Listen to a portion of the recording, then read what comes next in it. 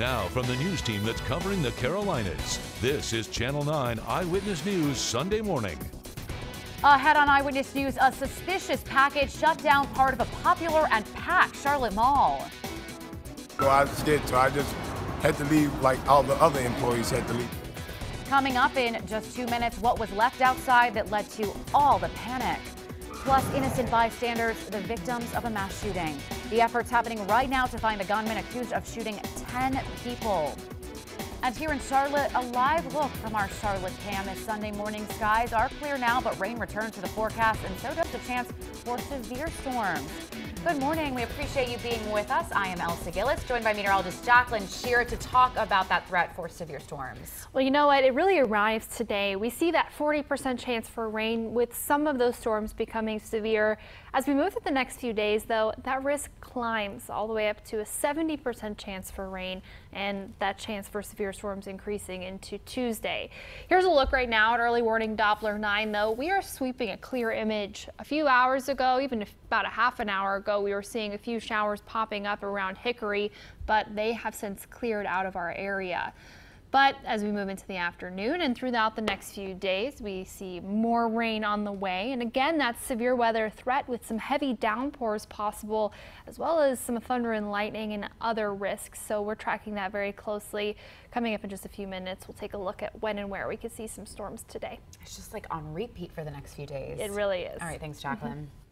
New this morning, a deadly crash overnight in Myers Park shut down streets for hours. This map shows where it happened on Runnymede Lane near Selwyn Elementary. CMPD says 2 cars hit each other just after 11:30 last night.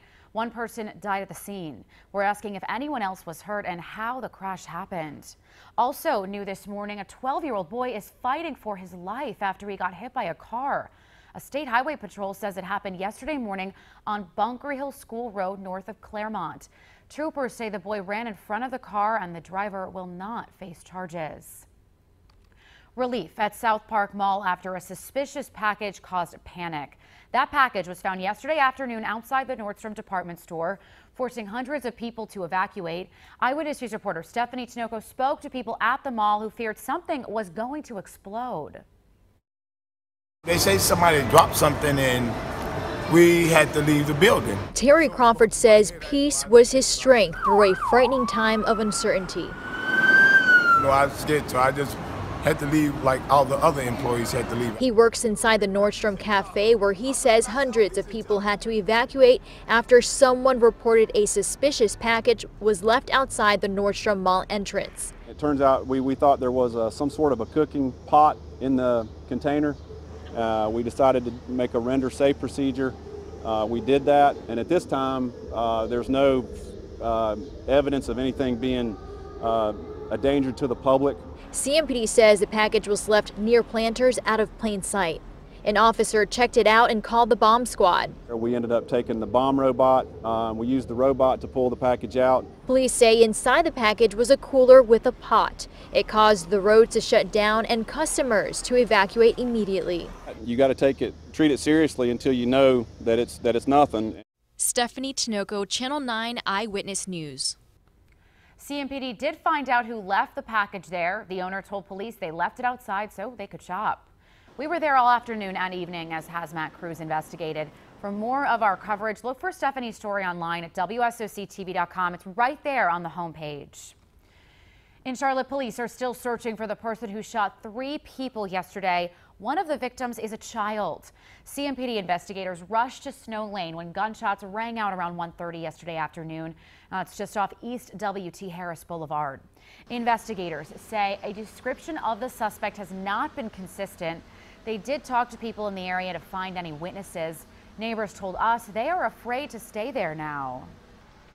There's too many guns out here on the streets, and they're in the wrong hands, and they're used for the wrong purpose. One grandmother had bullets fly through her home. Luckily, neighbors say she was not hit. 4 men are wanted for questioning in Monroe after a deadly shooting yesterday afternoon. Take a look at these pictures. This is a surveillance photo of 23-year-old DeMaurier Grant.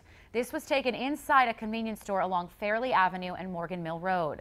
Monroe police believe Grant, along with these 3 unknown men, got into an argument with the shooting victim, Jorelia Montgomery. Montgomery died at the hospital. Investigators say the 4 men were last seen in this car, a 4-door gold 1999 Buick Regal. Authorities also believe the 4 suspects are armed and dangerous.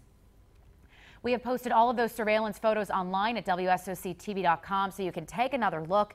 If you have any information on the shooting, call Monroe Police.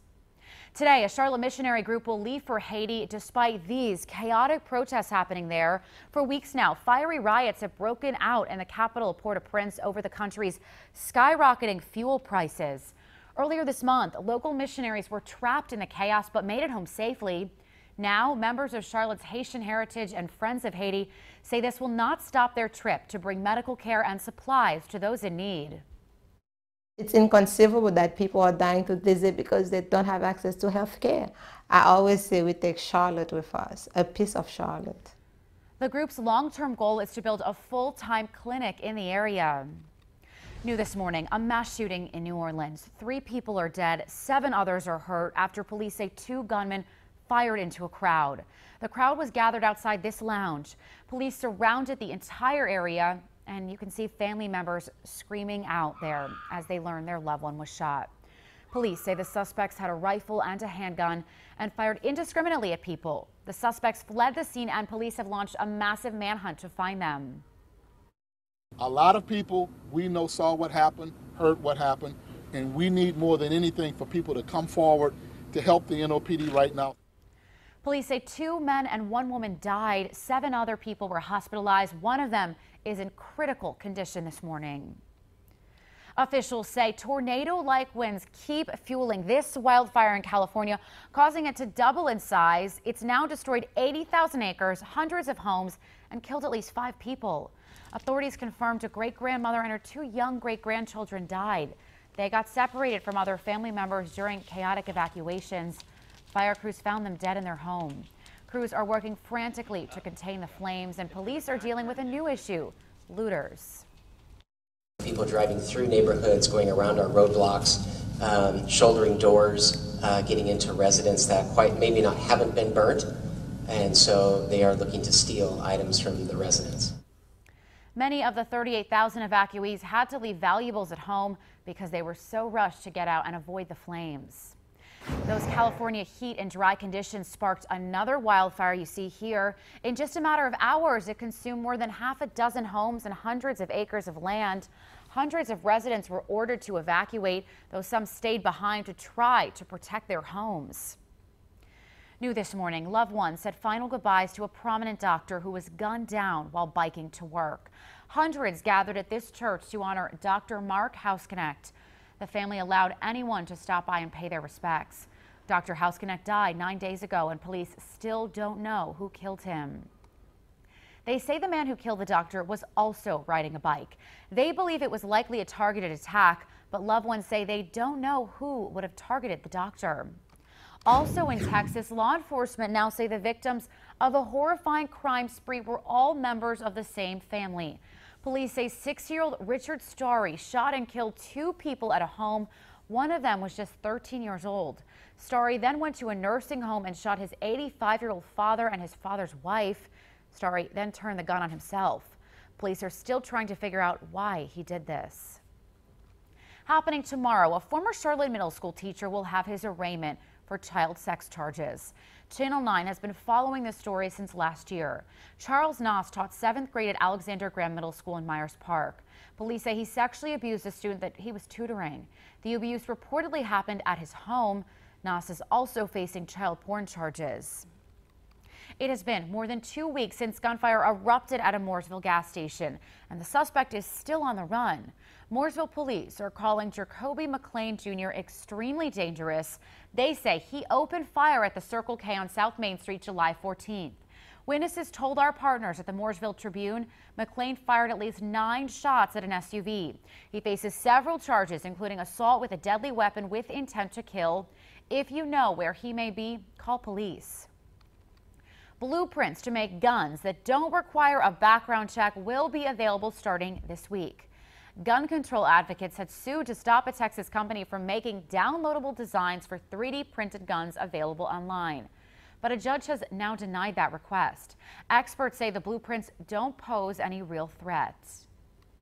Homemade guns have not been showing up in crimes forever, and having a single shot plastic pistol is not going to become a gun used by gangsters on the street at all. The company designing the blueprints said it would start posting them on August 1st.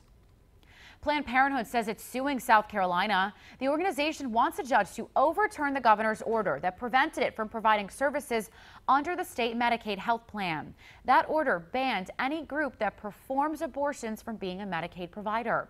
Planned Parenthood claims that order is breaking federal law. Authorities are still trying to figure out what caused an ultralight plane to crash in Cabarrus County. It crashed in this field off Dutch Road in Mount Pleasant yesterday afternoon.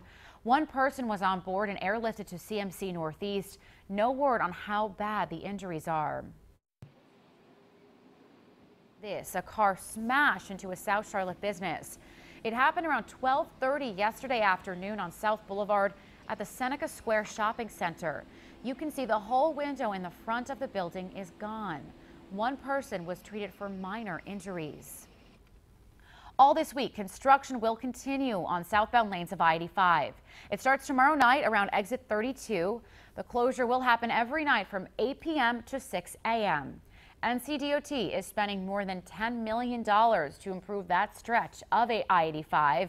If you drove that stretch at night, we do suggest taking I-485 to avoid slowdowns. 7:11 right now. A live look outside right now from our Speedway cam. Meteorologist Jacqueline Shearer has an update on your forecast from Severe Weather Center 9, and she is tracking rain. Well, you know what? That rain is coming in today, and it's lasting all throughout that 7-day forecast. Today, about a 40% chance that you'll see a shower, with about a 10 to 20% chance that those could be severe. The biggest risk today being heavy rain. One thing that is nice is that while that storm chance ramps up this week thanks to a cold front, our temperatures also cool down a little bit. We'll take a look at that coming up in just a minute. All new this morning, a mysterious crime in South Carolina. 2 bodies found burned inside a car.